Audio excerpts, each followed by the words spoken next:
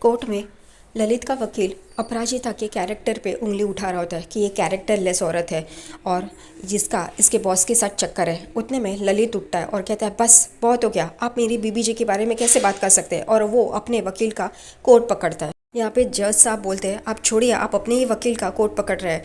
यहाँ पे ललित कहता है तो मेरी बीबी के बारे में कुछ भी कहेंगे और मैं चुपचाप सुनता रहूँगा। ये सब कुछ ललित का नाटक शुरू हो जाता है और वो रोना धोना शुरू कर देता है। मालती भी ये सब कुछ देख के पिघल रही होती है, उसे ललित के बारे में बुरा लग रहा होता है। दूसरी तरफ यहाँ पे रक्षित के माता पिता गाड़ी में बैठते हैं और शगुन लेके अपराजिता के घर की ओर बढ़ते हैं। उतने में उनकी गाड़ी जाती है और विवान की गाड़ी आती है और विवान देखता है और वो कहता है कि ये कहाँ जा रहे हैं। वो फ़ोन करता है अपनी माँ को, लेकिन उसकी माँ भी एक पागल है। ये सब पागल ही है इस सीरियल में।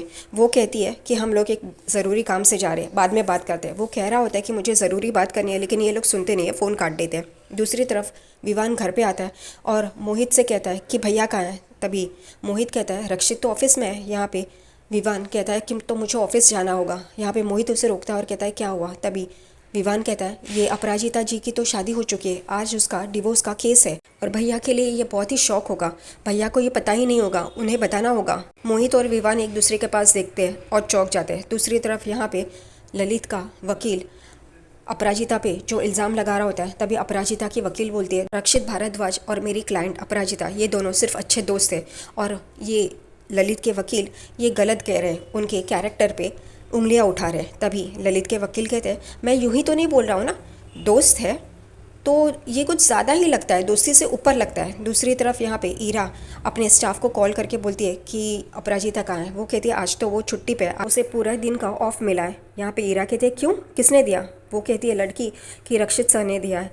यहाँ पे ईरा उस लड़की को कहती है मैंने तुम्हें कुछ निकालने के लिए कहा था ना अपराजिता के। वो कहती है हाँ मैंने उसका इनबॉक्स देखा है, उस मेल में सारे वकीलों के मेल्स आए हुए हैं, शायद उसका डिवोर्स केस चल रहा है। यहाँ पे ये सुनते ही ईरा एकदम चौंक जाती है। वो कहती है क्या। अपराजिता के वकील अपराजिता को डिफेंड कर रही होती है कि वो सिर्फ दोस्त है और उससे ज़्यादा कुछ नहीं, ये खामखा उन दोनों का रिश्ता लगा रहे हैं। लेकिन ललित के वकील कहते हैं नहीं ये तो दोस्ती से ज़्यादा है। अच्छा ठीक है बोलिए, आप मुझे बोलिए कि आप इनको डिवोर्स देके मेरे क्लाइंट को आप लक्षित जी का बर्थडे मनाने गई थी। ये सुनते ही अपराजिता एकदम चौंक जाती है। ईरा के मासी का ईरा को फ़ोन आता है ये कहते हुए कि रक्षित के माता पिता शगुन लेके अपराजिता के घर पे गया है और वो शादी पक्का करके ही आएंगे। ईरा यहाँ पे हंसने लगती है। यहाँ पे इसकी मासी को लगता है इसको ये सुनते ही पागलपन का दौरा पड़ा है। वो कहती है क्या कर रही हो तुम, हंस क्यों रही हो, वो दोनों तो रिश्ता पक्का करके ही आएंगे। तभी ईरा कहती है जाने दीजिए, कुछ नहीं हो पाएगा, उन्हें ही शौक लगेगा। तभी इसकी मासी कहती है क्यों, क्या हुआ।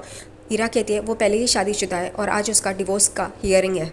ये सुनते ही दोनों जन हंसने लगते हैं कि इनका पोपट होने वाला है अब। दूसरी तरफ ललित के वकील पूछते हैं बताइए आप गई थी ना। तभी अपराजिता की वकील कहते तो उसमें क्या है, कलीग्स को बुलाते हैं, ऑफिस स्टाफ को बुलाते हैं, तो इसमें बड़ी बात कौन सी है। तभी ललित के वकील कहते हैं आप कहाँ गई थी बर्थडे पार्टी मनाने के लिए।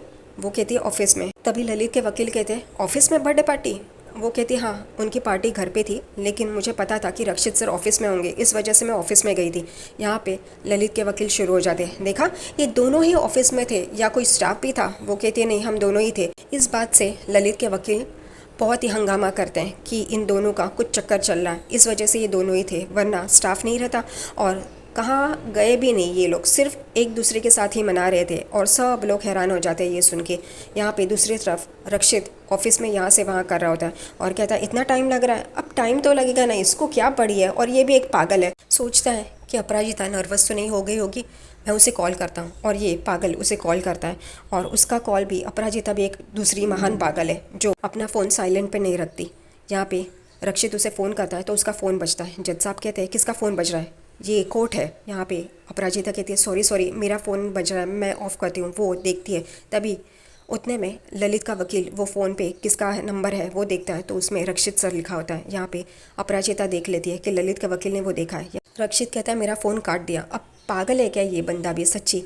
यहाँ पे ललित के वकील शुरू हो जाते हैं देखा हम जिसकी बात कर रहे हैं उन्हीं का कॉल आ गया, उनको चैन नहीं है और वो इतनी फिक्र कर रहे हैं उसकी। और वो वापस अपराजिता पे इल्ज़ाम लगाना शुरू करते हैं। यहाँ पे ललित नाटक करता है, वो उठता और बोलता है बस हो गया, आप बहुत बोल रहे हैं, मेरी बीबी जी के बारे में कुछ मत बोलिए। फिर वो अपने घुटनों पे बैठता है और जज से कहता है हाथ जोड़ के कि मुझे ये डिवोर्स नहीं चाहिए, मुझे मेरी बीबी जी के साथ रहना है। यहाँ पे अपराजिता भी आगे आती है और कहती है नहीं, आप मेरा डिवोर्स ग्रांट कर दीजिए, मुझे इसके साथ नहीं रहना। यहाँ पे जज गुस्सा हो जाते हैं, कहते हैं आप दोनों नहीं बताएंगे हमें क्या करना है और क्या नहीं, हम फैसला करेंगे। और हम ये फैसला करते हैं कि 180 डेज़ का कूलिंग पीरियड देते हैं, क्योंकि हमें भी लगता है ये रिश्ता बचना चाहिए। यहाँ पे अपराजिता की माँ, अपराजिता की सास और ललित खुश हो जाते हैं। अपराजिता और उसके परिवार बहुत ही दुख में आ जाते हैं। अपराजिता को बुरा लगता है कि ये सब कुछ हुआ है।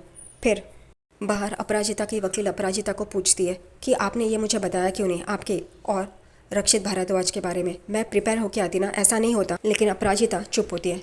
अपराजिता की वकील कहती है ललित और उसके वकील ने तो सारी प्रिपरेशन कर ली थी, वो तैयारी के साथ आए थे, तो तुमने भी तैयारी करनी चाहिए थी ना। और ये अपराजिता तो पागल है ही। उसकी वकील कहती है अब जो होगा देखेंगे, और वो वहाँ से चली जाती है। दूसरी तरफ यहाँ पे अपराजिता के पिताजी अपराजिता की माँ को कह रहे होते, देखा वो तुम्हारा लाडला दामाद कैसे उछाल रहा था मेरी बेटी की इज्जत, और अभी भी तुम्हें वो सही लग रहा है। वो कहती है मुझे यही चाहिए कि उसका संसार बच जाए, और जो बातें लोग कर रहे हैं वहीं तो कर रहे हैं। यहाँ पे अपराजिता के पिताजी अपराजिता की माँ को गौर से देखने लगते हैं। दूसरी तरफ यहाँ पे ललित की माँ और ललित फ़ाइन भरने के लिए आते हैं, क्योंकि जज साहब ने उन्हें 2000 का फ़ाइन लगाया होता है।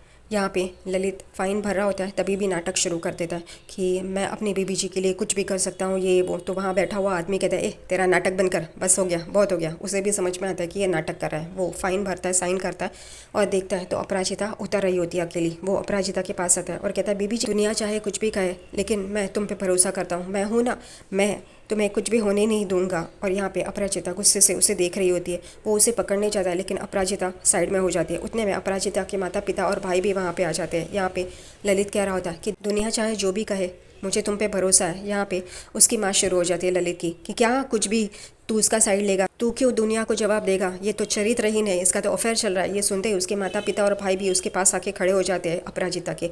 यहाँ पे उसकी माँ कहती है आपके वकील ने ऐसे कैसे कहा, मेरी बेटी पे ऐसे इल्ज़ाम कैसे लगाए। तभी ललित एकदम चुप हो जाता है, लेकिन ललित की माँ चुप नहीं रहती। वो कहती है तो ये चरित्रहीन तो क्यों ना ये सब कुछ बोले, सही है वही बोला ना। और सब लोग चौंक के देखने लगते हैं। ललित नाटक कर रहा होता है, माँ को चुप करवाता है और नाटक शुरू कर देता है, नहीं नहीं मुझे यकीन है अपराजिता ऐसी नहीं है। तभी अपराजिता उसे एक ज़ोरदार थप्पड़ मारती है और वो एकदम देखने लगता है। सब लोग देखने लगते हैं कि अपराजिता ने इसे थप्पड़ क्यों मारा। अपराजिता बहुत ही गुस्से में होती है।